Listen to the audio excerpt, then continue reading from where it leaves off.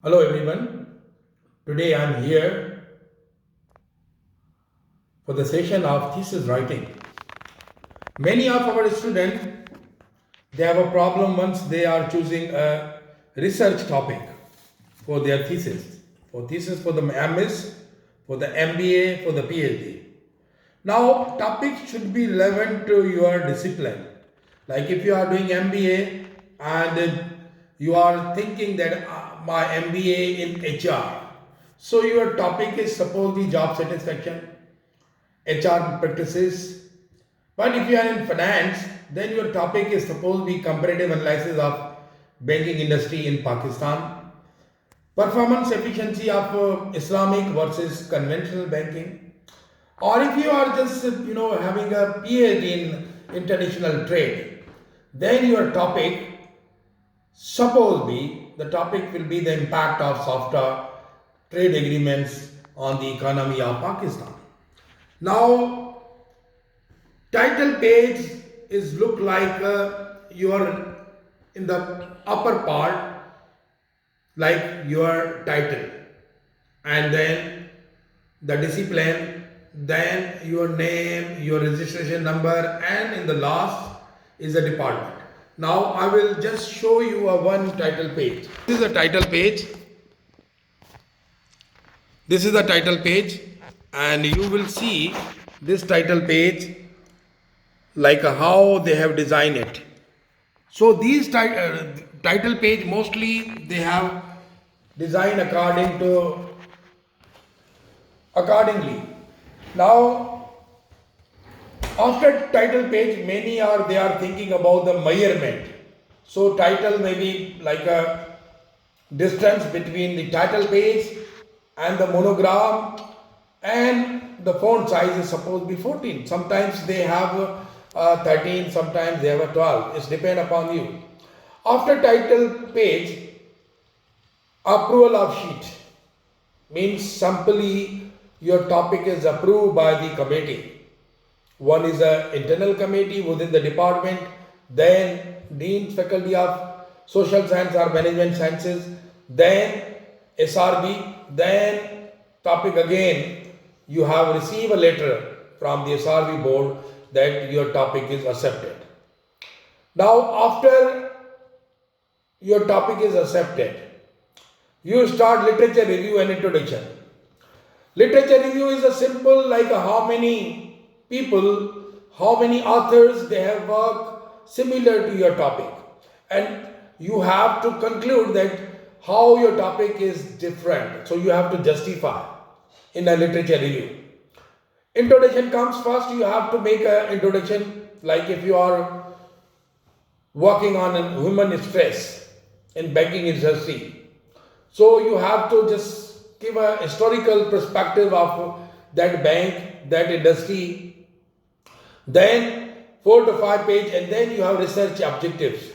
Then your hypothesis, research questions. So one by one you have to address. First is a research question. Why you are conducting this research? And then you set some objectives about this research. The third one is hypothesis, and you have to correlate your objectives with the hypothesis. Then you also give them a brief about your research objectives, and 2, 3, 4, whatever the objectives you have. If you have a 9 objectives, 4 objectives, accordingly you have to give them some tables. You also give them that how you can achieve your goals and objectives by through. In an introduction, format, you must have a significance of the study. The significance of the study is the mainly focus on the question, who will be benefit from your research. This section states the contribution of your study and useful of your study. Then thesis statement. When composing your thesis sentences, you must give a statement of that. Then statement of the problem. The problem must be reflected to your title. The readers must know your problem. by just simple reading your topic. So problem must not to be answerable by yes or no and must be arranged in the flow of your documentation of the study. After research problem, the hypothesis statement, relation between the variables in this relationship must be based on tested it, and then you have to just indicate that either you prove this statement or you disapprove. Then many thesis statement, thesis hypothesis are different, so that the good research paper must be both thesis statement and the thesis hypothesis. First, the thesis hypothesis is an assumption that you are going to prove the paper, as that assumption is based on some statistical calculation. Secondly, it can be assumption of the writer's idea. It is based on the result that were received during the research. And the thesis hypothesis mainly applied when the writer is required to find out something new about the problem under consideration. It is used by necessary answer of some specific question. Then conceptual framework. Many of the scholars right now they are working about the conceptual framework. Elaborate the research problem in relation to the relevant literature.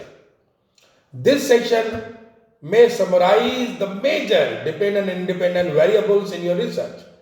The framework may be summarized in systematic diagram of the then existing research and their relevance of your topic.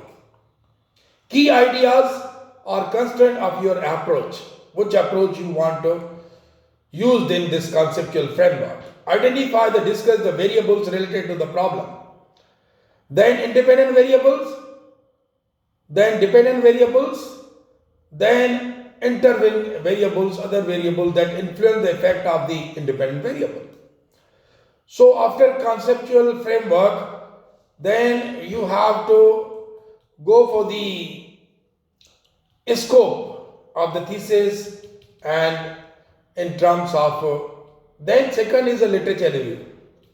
Now related to literature review is very important, because if you are working on a human space and you have given in a banking industry and you have also add some other related literature review which is not part of that, so you have to go for the confined and the relevant literature studies which you have to print the research papers from 5 to 6, and then you have to at least 50 to 60 articles you have to study in your research study. Then third chapter is very important, the methodology.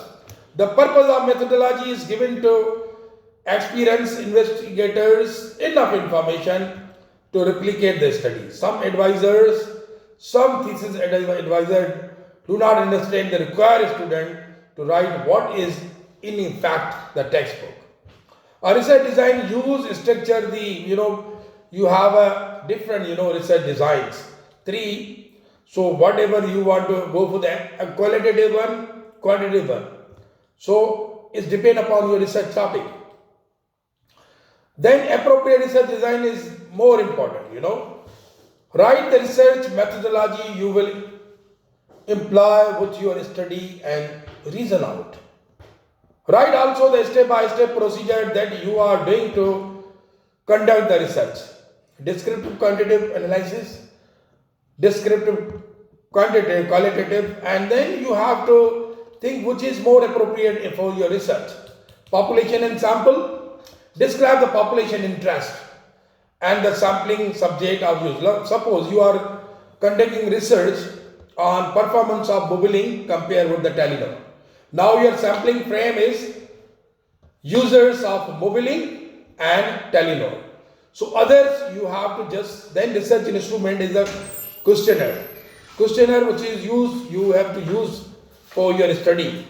A structural questionnaire you have to design is depend upon your study which you are. Then procedures, In a qualitative study, selection must be terms, and you have to data which you have collected according to your research questions. Because research qualitative one is explore yourself what is the actually question is which you are going to. So you once research in ambiguity, then you have to go for qualitative one.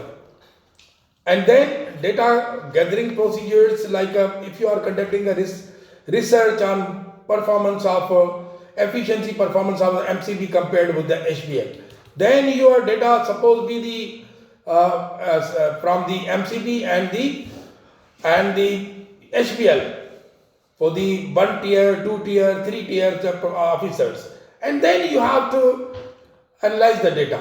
Right now, everyone is using SPSS, SPSS, but SPSS in some research like a finance, better to use EViews. For the CGE, you cannot use the EViews, you cannot use Stata, you cannot use SPSS. Why? Because CGE modeling, you must have some considerable, they have their own software. So I have seen a lot of researchers, they are asking, I'm using like this, I'm using like this. So be specific that which software is more appropriate. For CGE, you cannot use the SPSS, EViews and Stata and some other MEUs. You have to use the particular CGE modeling software, which is more then interpret the data. Whatever the data you have to calculate, then you have a discussion about the result, and then you have to give them the last chapter is summary of findings, conclusion and recommendation. In quantitative research, you must give the summary of the findings, describe the problem, research design and findings, answer to the question raised.